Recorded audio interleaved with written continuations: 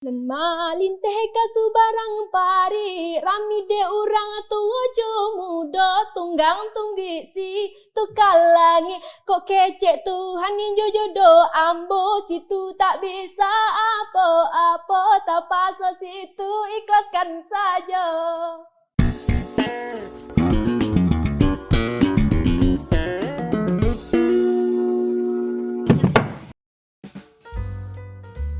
Halo guys, kenalin nama aku David Naskar, mahasiswa peternakan semester 10 dari pesisir selatan.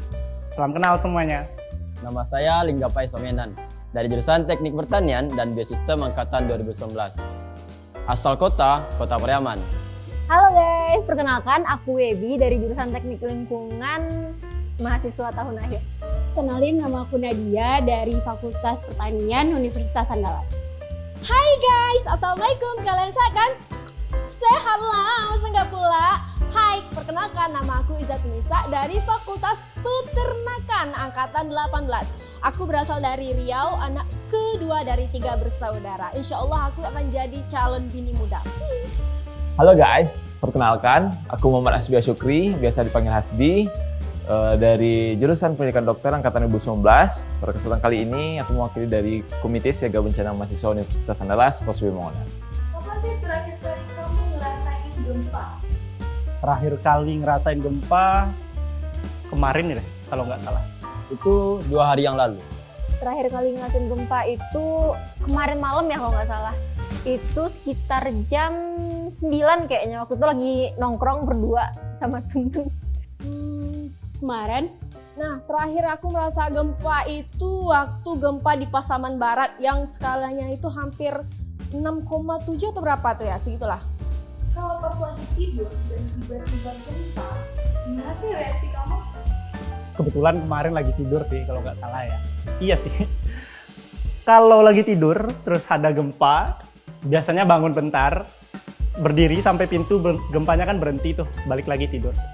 Bangun dan langsung mungkin cari perlindungan di bawah meja, ataupun kalau masih memungkinkan kita bisa lari dengan tenang. yang pertama kaget ya, terus kayak cari-cari orang terdekat dulu buat diajak lari keluar. Kalau tidur tiba-tiba gempa, kemarin gempa tuh 2 kali. Pas pagi subuh itu gempa jam 4, kira-kira jam 4. Terus pas gempa bangun, terus cek HP, langsung cek HP gitu kan, kayak gimana sih, kan penasaran dulu kan ya. Nanti kalau udah terjawab penasarannya, oh di sini, oh gini, terus tidur lagi.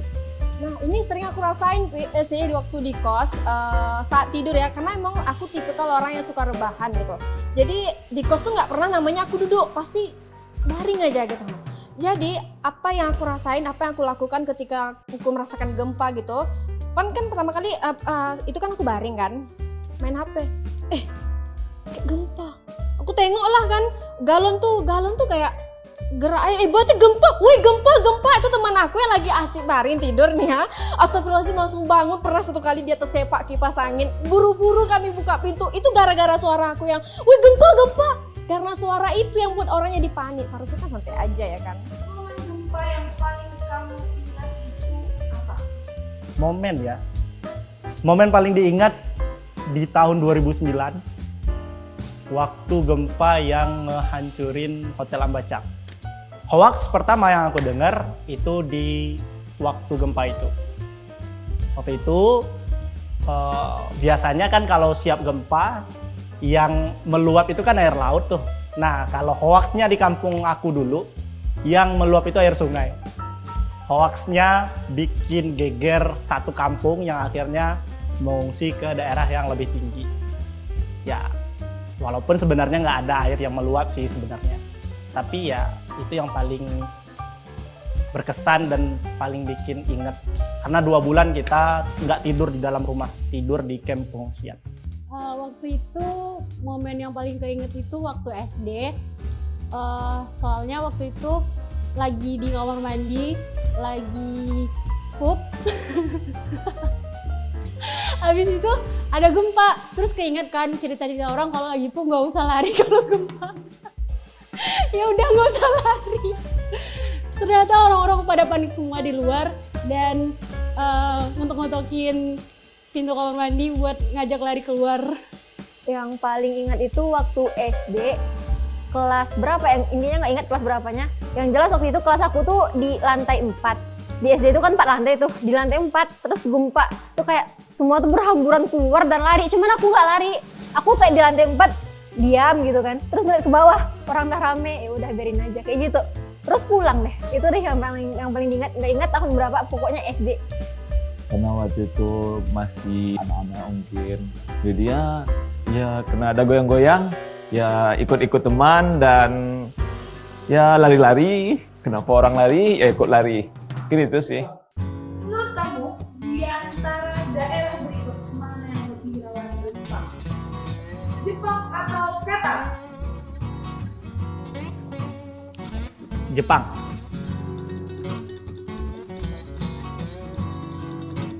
Kenapa begitu? Karena Jepang yang paling antisipasi terjadinya gempa dan tsunami. Kalau nggak salah, mereka bangun dam atau bendungan besar di negaranya buat buat menangkal terjadinya tsunami. Dan kebanyakan gedung-gedung di Jepang pun itu udah ada teknologi anti gempanya. Karena kalau dilihat berita, itu Jepang udah beberapa kali mengalami gempa, bahkan dampak dari gempa tersebut banyak menimbulkan kerugian oleh negara Jepang. Soalnya dari yang berita aku dengar ya, kalau Jepang itu katanya dilalui lempengan, terus juga kemarin juga tsunami-nya itu dan gempa-gempanya itu lebih sering terjadi di Jepang. Dan kalau Qatar sendiri aku pribadi nih jarang dengar gitu, entah ada entah enggak. Karena JPNG or Jepang itu biasa sering ya kedengaran ada berita-berita tentang gempa di Jepang. Karena pertama Jepang tuh kalau jawaban yang fact-nya, yang bagusnya tentunya Jepang dilalui oleh lempeng tektoniknya dan sedangkan Qatar tidak. Tapi kalau seandainya dari informasi pun memang Jepang sebagai panutan untuk alat-alat teknologi gempa, sehingga memang Jepang tentunya mengevaluasi dari hasil gempanya sehingga menimbulkan hasil-hasil yang bagus di daerahnya alat-alat untuk mendeteksi gempanya. Oke, yang kedua. Padang atau Pekanbaru? Padang. Padang deh kayaknya. Karena aku belum pernah ngerasain gempa di Pekanbaru dan seringnya kayaknya di Padang atau di Sumber sekali sebulan pasti ada deh teman-teman yang bikin story bahwa hari itu ada gempa gitu. Jadi kayaknya Padang. Karena kalau kita lihat berita lagi, itu yang sering mengalami gempa adalah Padang.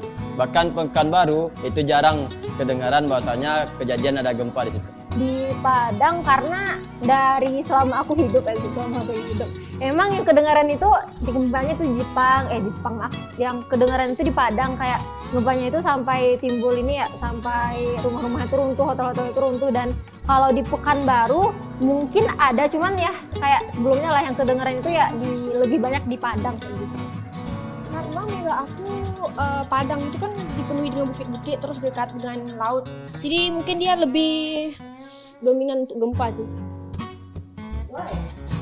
Karena sebenarnya dari daerah Banda Aceh sampai bawah, sampai ke Lampung, itu sama-sama dilalui oleh sesar Sumatera, yaitu lempeng Sumatera yang ada potensi untuk gempa. Namun seringnya mungkin di Padang karena kita di daerah Padang, dan Padang juga terkena ke daerah fault Sumatera, yaitu di dekat Mentawai, di mana juga rentan untuk tsunami ataupun gempa bumi, sehingga lebih dekat mungkin untuk kapasitas gempa yang berkekuatan tingginya daripada Pekanbaru. Tapi tidak tertutup kemungkinan Pekanbaru juga. Yang ketiga. Banjarmasin atau Samarinda?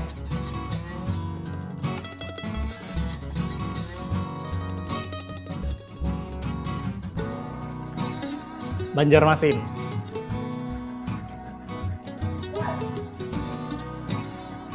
Nggak tahu sih sebenarnya, asal jawab aja. Kayaknya di Banjarmasin tempat bertemunya dua lempeng, mungkin ya. Sebenarnya aku nggak tahu ya antara Banjarmasin sama Samarinda, soalnya nggak kedengaran itu berita-beritanya antara dua itu, jadi ya nggak saya jawab. Karena sebut Banjarmasin pertama tadi, cuman karena nggak pernah ke Banjarmasin sama Samarinda. Nggak tahu sih sebenarnya. langsung jawab aja. Kenapa tidak ada? Karena Banjarmasin dan Samarinda ini di daerah minim untuk lempeng tektoniknya, di mana memang tidak dilalui dan memang tidak berpotensi, namun mungkin ada tapi tidak memiliki potensi yang terlalu signifikan pada daerah tersebut.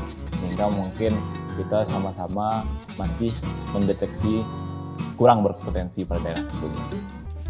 Apa sih beda gempa tektonik dan vulkanik itu? Tektonik adalah gempa yang disebabkan oleh aktivitas lempeng bumi, pergeseran kah, pergesekan atau apa gitu ya. Kalau nggak salah, iya ya. Kalau vulkanik, vulkano, nah, ya. Kalau vulkanik itu karena aktivitas gunung berapi. Piu. Kalau aku itu belajar pas SD, aku ngebedainnya gini. Kalau yang tektonik itu yang dari lempengan, kalau vulkanikan itu kan kayak V nih. Jadi dia itu kayak gunung, aku ingatnya gitu, kayak gunung berarti gempa yang disebabkan oleh gunung gitu. Oke, beda vulkanik dan tektonik ah. Tektonik itu pelepasan pergeseran dari lempeng bumi yang ada di energi dalam bumi. Sedangkan vulkanik yaitu akibat adanya letusan gunung berapi yang gempanya berada di sekitaran gunung berapi. Jadi kalau seandainya tektonik biasanya lebih kuat juga daripada vulkanik, dan vulkanik biasanya berkekuatan di bawah 5 skala Richter. Dan untuk gempa tektonik juga biasanya diakibatkan oleh patahan lempeng, dan untuk gempa vulkanik itu juga diakibatkan karena letusan yang berbenturan dengan dinding gunung Merapi, sehingga memang menimbulkan getaran pada dalam gunung tersebut. Fun fact ya, untuk gempa di Sumbar kita harus sama-sama ketahui ada beberapa gempa yang mungkin cukup terjadi dan terbesar sepanjang abad 19. Itu terjadi di gempa Padang Panjang, yang namanya gempa Padang Panjang yang pusatnya di kota Padang Panjang, yaitu mengakibatkan kurang lebih di atas 7,6 skala Richter juga kekuatannya, dan menimbulkan korban jiwa yang sangat besar, dan itu juga terbesar sepanjang abad itu. Dan kalau seandainya fun fact lainnya juga, mungkin teman-teman harus tahu juga cerita Danau Singkara. Danau Singkara juga terjadi akibat pergeseran lempeng tektonik yang mengakibatkan timbulnya pusaran yang bisa diisi oleh air, sehingga tertimbullah Danau Singkara yang dulu gempa sekitar 7,2 sampai 7,6 skala Richter juga.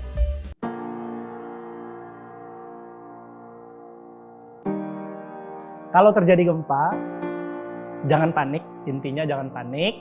Cari tempat berlindung, segera keluar dari gedung-gedung tinggi, dan stay safe, stay healthy. Kepada teman-teman yang memang tinggal di daerah rawan gempa, harapannya bisa berhati-hati, lebih berhati-hati. Jikalau memang terjadi gempa di daerah tersebut, silakan melindungi dirinya. Mungkin salah satu cara yaitu berlindung di bawah meja, ataupun kalau masih memungkinkan bisa lari keluar ruangan dan berkumpul di lapangan yang luas. Closing statement dari aku, mungkin ini ya, aku dengarnya nih, yang aku dengar, kalau misalnya semakin sering terjadinya gempa, maka kiamat semakin dekat. Ini betul, aku dengarnya gitu. Semakin sering adanya bencana, kalau kayak gempa atau banjir atau apapun itu, kita lebih sering istighfar lah ya, istighfar dan mengingat Allah. Terus kita lebih memperbaiki diri, karena itu tuh menurut aku sebagai pengingat diri sendiri ya, pengingat kita dan orang-orang lain, bahwasanya ada bencana berarti ada Tuhan. Nah buat teman-teman, kalau lagi gempa tuh jangan panik. Contohnya kayak aku tadi kan, jerit-jerit nggak tentu arah. Mending santai aja, dibawa santai. Bangun tidur, oh ya gempa, buka pintu keluar, woi gempa, jangan, woi gempa, jangan. Itu buat teman-teman panik. Yang baik dilakukan saat gempa terjadi, kalau seandainya kita di ketinggian atau di lantai 2 ke atas, bisa untuk menyelamatkan diri kita di bawah kursi ataupun meja. Dan jika seandainya memang kita di lantai 1 atau memang di lantai dasar yang bisa menyelamatkan diri kita, dilakukan segera, yaitu marilah untuk lari ke lapangan yang luas, sehingga kita bisa untuk menyelamatkan diri dari reruntuhan gedung. Dengan sering terjadinya bencana gempa pada daerah kita saat sekarang ini, jadi terus waspada dan terus berhati-hati. Jangan lupa ingat Tuhan, ingat orang tua, dan juga ketika terjadi gempa bumi, jangan lupa untuk saling membantu orang-orang yang rentan, orang tua, ibu hamil, dan anak-anak tentunya. Mungkin sekian dari saya. Thank you.